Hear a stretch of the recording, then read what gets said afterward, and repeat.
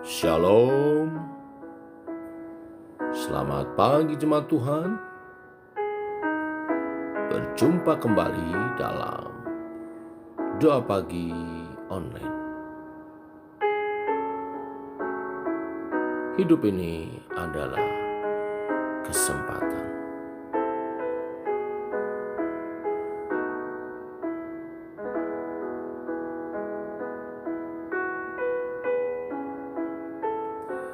Hidup ini adalah kesempatan. Hidup ini untuk melayani Tuhan. Jangan sia-siakan waktu yang Tuhan beri. Hidup ini harus jadi berkat.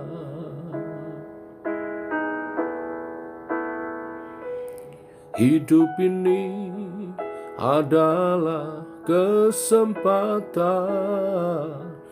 Hidup ini untuk melayani Tuhan. Jangan sia-siakan waktu yang Tuhan beri. Hidup ini harus jadi berkat. Oh Tuhan, pakailah hidupku selagi aku masih kuat. Bila saatnya nanti ku tak berdaya lagi, hidup ini sudah jadi berkat. Oh Tuhan, pakailah hidupku selagi aku masih kuat. Bila saatnya nanti ku tak berdaya lagi, hidup ini sudah jadi berkat.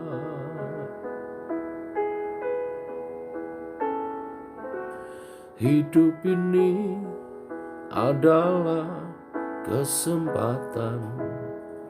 Hidup ini untuk melayani Tuhan.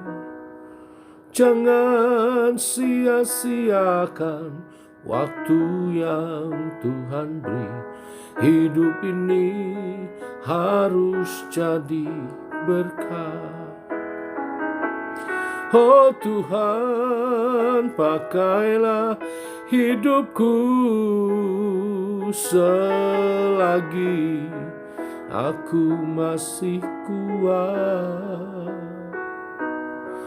Bila saatnya nanti ku tak berdaya lagi, hidup ini sudah jadi berkat. Oh Tuhan, pakailah hidupku selagi aku masih kuat. Bila saatnya nanti ku tak berdaya lagi, hidup ini sudah jadi berkat. Oh Tuhan, pakailah hidupku selagi aku masih kuat. Bila saatnya nanti ku tak berdaya lagi, hidup ini sudah jadi berkat.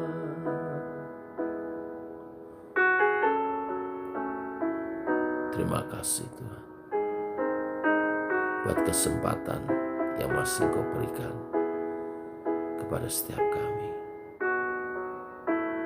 Biar hidup kami memuliakan nama. Dalam nama Tuhan Yesus kami berdoa. Kami siap mendengar firman-Mu. Amin.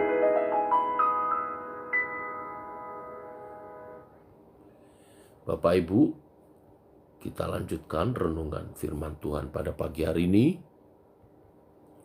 Wahyu pasal 9 ayat 1 sampai dengan yang ke-12. Demikian firman Tuhan. Lalu malaikat yang kelima meniup sangkakalanya. Dan aku melihat sebuah bintang yang jatuh dari langit ke atas bumi, dan kepadanya diberikan anak kunci lubang jurang maut.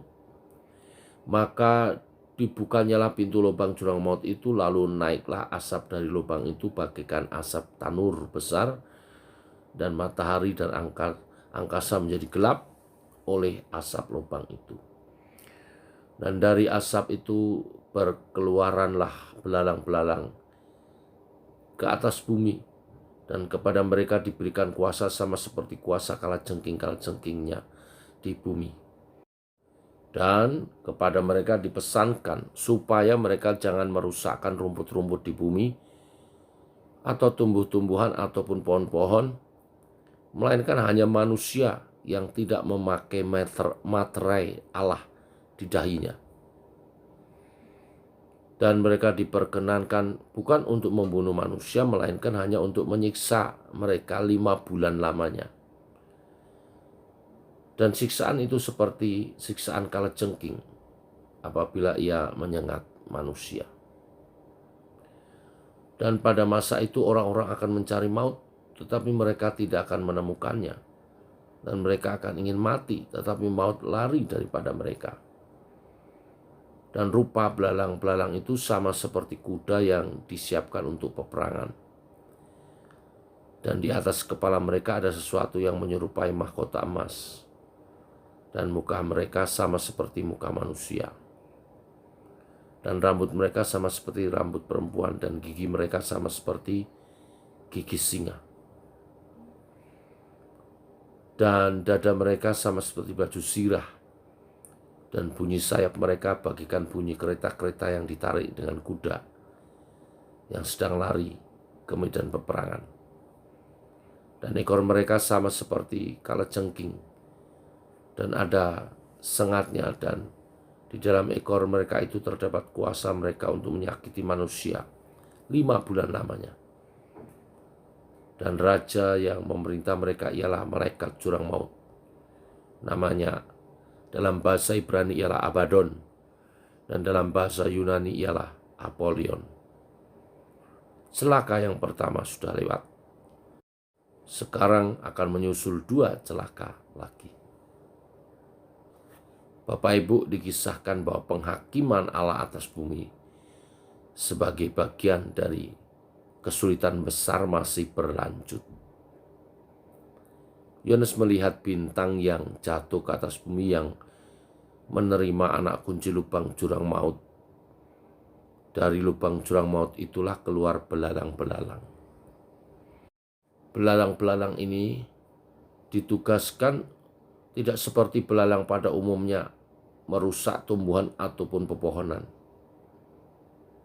Bagaikan sebuah gerombolan, belalang-belalang itu bertugas menyiksa manusia selama 5 bulan. Namun belalang-belalang ini tidak diberikan otoritas untuk membinasakan manusia. Bapak Ibu, tidak seorang pun dapat menghindar dari penghakiman itu melalui belalang-belalang ini. Tetapi dikisahkan di ayat 4 tadi, orang-orang kudus yang memiliki materai Allah di dahinya akan terlindung dari penghakiman tersebut. Bapak Ibu, materai Allah memang merupakan tanda kepemilikan dan perlindungan Allah. Walaupun tidak berakibat fatal atau mematikan, sengat belalang-belalang itu akan menimbulkan rasa sakit yang teramat sangat.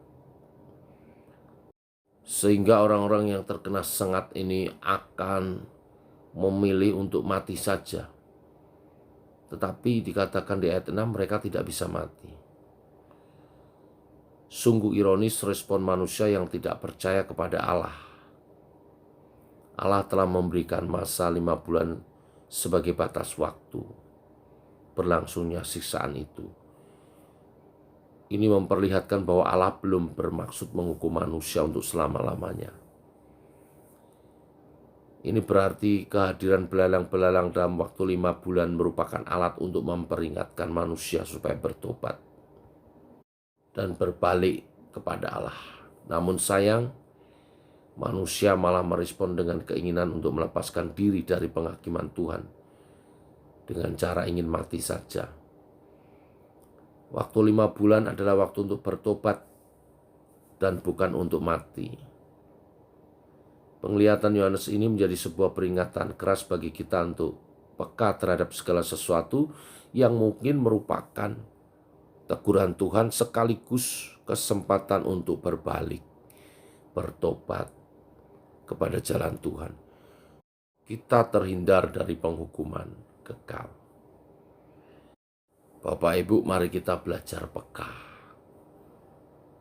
yaitu dengan cara menjalin persekutuan dengan Tuhan dari hari lepas hari, melalui persekutuan dan juga melalui mendengar firman-Nya, membaca merenungkan firman-Nya setiap hari, dan dalam persekutuan doa kita akan makin peka akan suara Tuhan.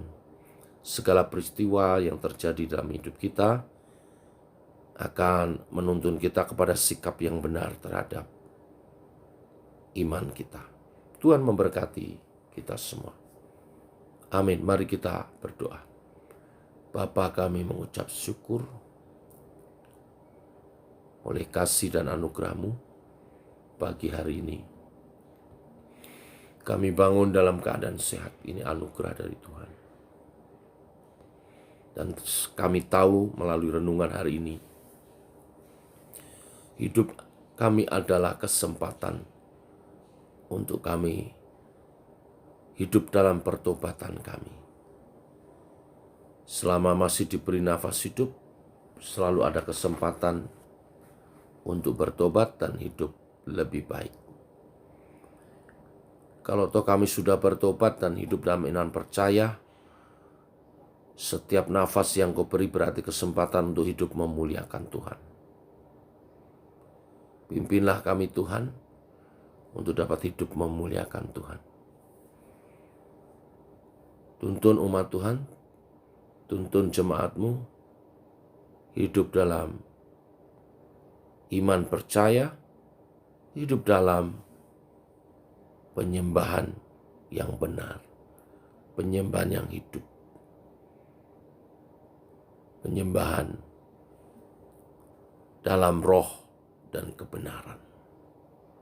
Terima kasih Tuhan. Hari ini biarlah nama Tuhan dimuliakan atas kehidupan seluruh umat-Mu.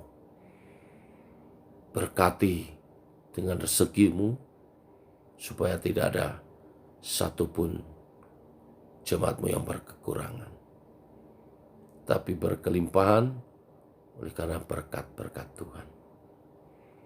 Berkati usaha pekerjaan, berkati para rumah tangga, berkati persekutuan kami, Sema Church, supaya kami bertumbuh bersama.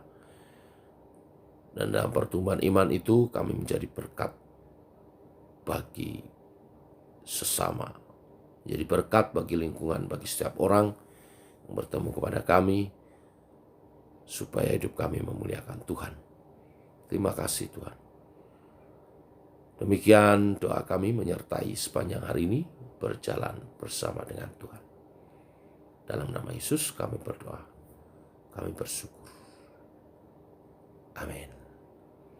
Demikian saudara doa pagi kita. Selamat pagi. Selama nafas masih berembus, masih selalu ada kesempatan untuk hidup lebih baik. Hidup dalam pertobatan kita, hidup dalam iman percaya dalam Tuhan Yesus Kristus. Tuhan memberkati sekali lagi. Shalom. Shalom sehat, tetap semangat.